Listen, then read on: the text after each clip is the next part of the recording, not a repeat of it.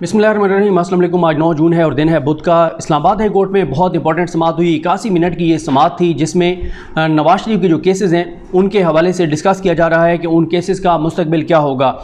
2 रुकनी ये बेंच है, जस्टिस आमिर फारूक साहब और जस्टिस मोहसिन अख्तर कियानी साहब। ये दोनों जजेस जो हैं वो इस केस की समाअत कर रहे हैं। मरीम साहबा को, जैसे हमारे दोस्त साकिब बशीर साहब ने अपनी वीडियो में बताया कि इस्लामाबाद हाई कोर्ट मरीम साहबा को इस्तिस्ना दे चुकी है कि आप इन केसेस की समाअत में ना आया करें, क्योंकि उनके आने की वजह से नून लीग के दर्जनों रहनुमा आ जाते हैं, कारकुनान आ जाते हैं, अदालत में रश होता है, कोरोना SOPs को फॉलो नहीं किया जाता।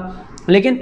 मरीम साहबा हर समाअत पर आती हैं और आज ये 81 मिनट की समाअत थी, लेकिन मैंने कोई तकरीबन 55 मिनट की समाअत अटेंड की होगी। मैं ताख़ीर से पहुंचा और इससे पहले जो मेरे पहुंचने से पहले जो समाअत थी वो मैंने साकिब बशीर साहब की वीडियो सुनी और वहाँ से कुछ पॉइंट्स लिए जो मैं आपके सामने रखने जा रहा हूँ। आज़म नज़ीर तारड़ साहब, जिनका ताल्लुक मुस्लिम लीग नून से है, लेकिन जजेस ने उनको वो क्योंकि पिछली समाअत पर वो आए हुए थे तो उनको अदालती मुआविन मुकर्रर किया था कि आप बताएं और आप इसी से अंदाज़ा लगाएं कि कितने फेयर अंदाज से इस्लामाबाद हाई कोर्ट इन केसेस की समाअत कर रही है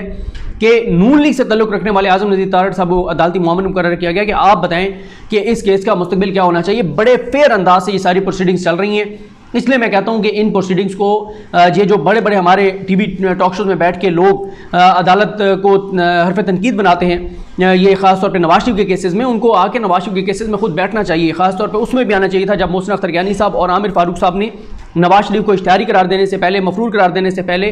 जो पूरी वो प्रोसीडिंग्स हुई थी, किस ज़बरदस्त अंदाज से वो प्रोसीडिंग्स हुई थी। 3 सवाल इस वक्त अदालत के सामने हैं जिनके ऊपर अदालत ने एक फ़ैसला करना है। पहला सवाल यह है कि क्या नवाज शरीफ की अपीलें, जो 2 अपीलें हैं एवनफील्ड में भी, अल अज़ीज़िया में, क्या नवाज शरीफ की अपीलें मेरिट पर मुस्तरद कर दी जाएं। दूसरा सवाल यह है कि या नॉन प्रोसिक्यूशन पर, अदम पैरवी पर, कि क्योंकि वो यहाँ पर है नहीं, वो पेश नहीं हो सकते, तो अदम पैरवी पर जो है वो डिसमिस करके और पेंडिंग कर दी जाए कि जब वो पाकिस्तान नवाज शरीफ वापस आए तो आके और उसको बहाल करवा लें और उसके ऊपर सुना जाए उसको। तीसरा सवाल यह है कि क्या अदालत किसी वकील को अदालती मुआविन मुकर्रर करके और कहे कि आप नवाज शरीफ की जानिब से दलाइल दें, उसी तरह से पूरे दलाइल हों जिस तरह से नवाज शरीफ के वकील ने दलाइल देने थे, लेकिन क्योंकि इस वक्त नवाज शरीफ का वकील, कोई भी नवाज शरीफ की तरफ से वकील पेश नहीं हो सकता, तो इसलिए अदालत इंसाफ के तकाज़ों को पूरा करने के लिए किसी एक वकील को मुकर्रर करे कि वो रियासत के खर्चे पर वो नवाज शरीफ के हक में दलाइल दे और उसके ऊपर अदालत फैसला करे। मैं आज़म नज़ीर तारड़ साहब के पॉइंट्स बताने से पहले ये ज़रूर बता दूं कि आज़म नज़ीर तारड़ साहब ने ज़बरदस्त दलाइल दिए, बहुत अच्छे अंदाज में, और उनके दलाइल से इत्तफाक करना, इख्तिलाफ करना, वो सबकी अपनी एक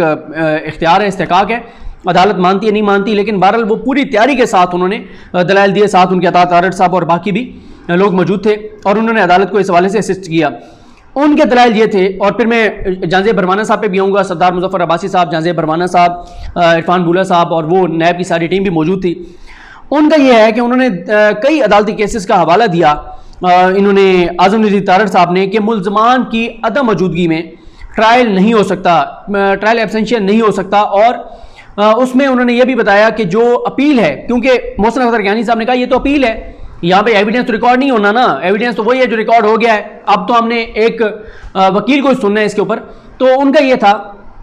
कि नया कोई एविडेंस पेश हो भी सकता है,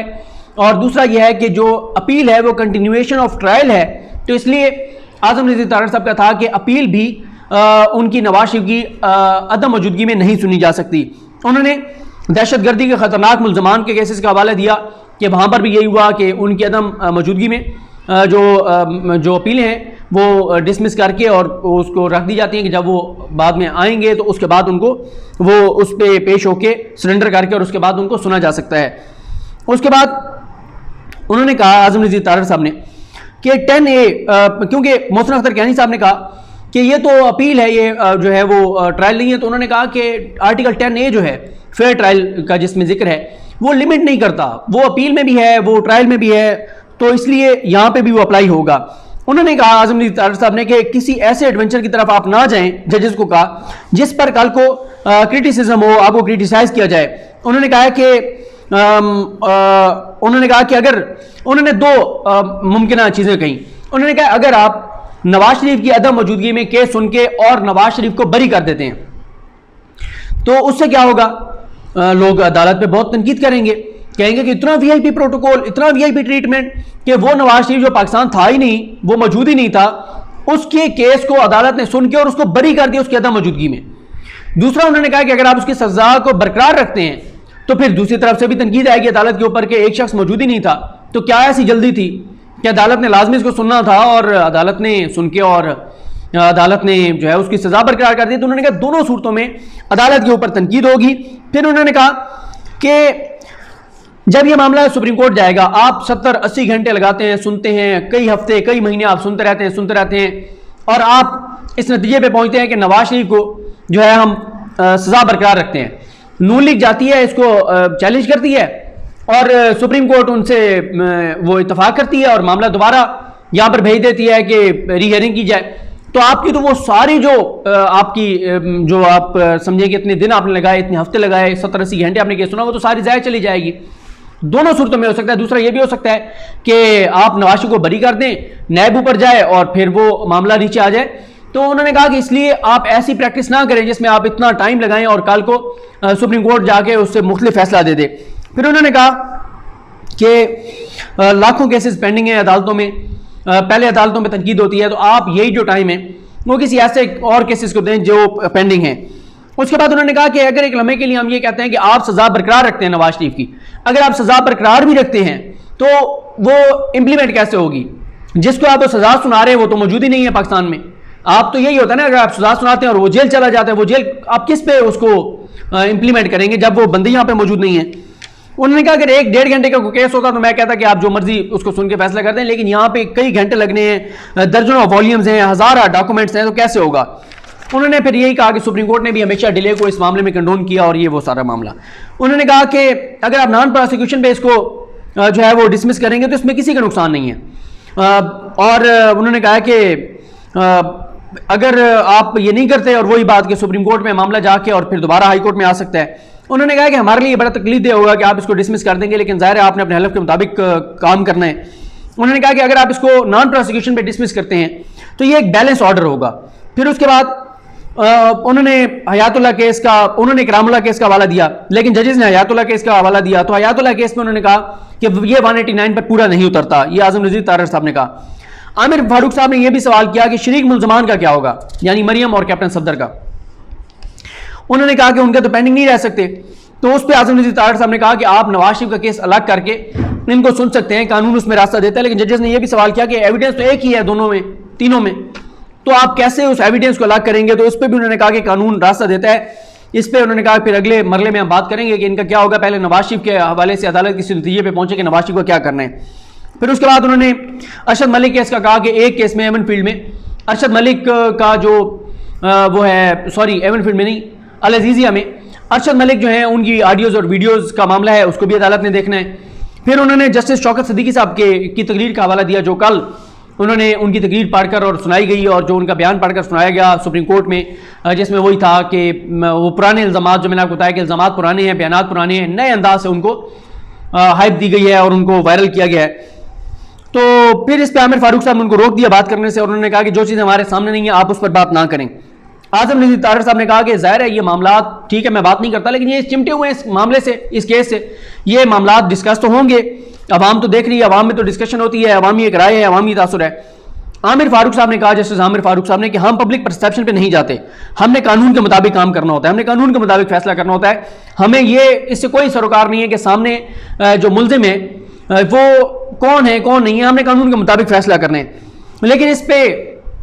आजम नज़ीर तारड़ साहब ने भुट्टो केस का भी हवाला दिया और उन्होंने कहा आप जो भी कहें, लेकिन इन सियासी केसेस की इंपॉर्टेंस होती है, ये सियासी तारीख में सियासी तौर पर जिंदा रहते हैं, इन पर बात होती रहती है, बड़ी एहतियात से आपको देखना होगा। अदालत पे बहुत क्रिटिसिज्म होगा, अदालत पे बड़ा इसके हवाले से लोगों में बड़ी इस पर बहस छिड़ेगी,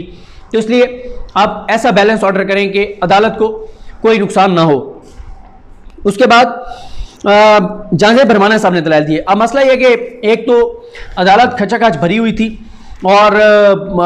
फिर पहले तो चले ये था कि दरमियान में कुछ टाइम लाइट नहीं थी तो बिल्कुल आवाज़ क्लियर आती रही, और फिर आज़म नज़ीर तारड़ साहब की वैसी आवाज़ ऊंची है,